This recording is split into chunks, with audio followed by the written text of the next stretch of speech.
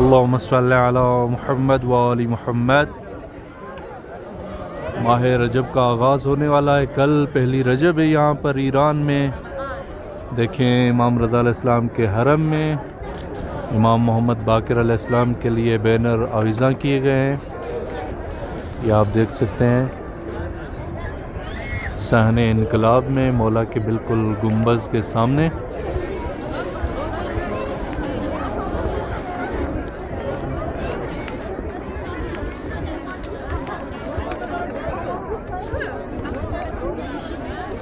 ये सामने बाबे, ये देखें, ये बाबे शिफा है जिसको पंजरे फौलाद कहा जाता है।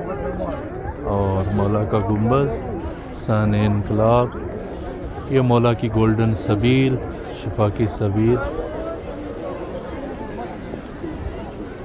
तमाम मोमिनीन के लिए नायब ज़ियारत हैं और तमाम मोमिनीन को मौला इमाम बाक़िर अलैहिस्सलाम की विलादत की मुनासबत से हदिया तबरीक पेश करते हैं।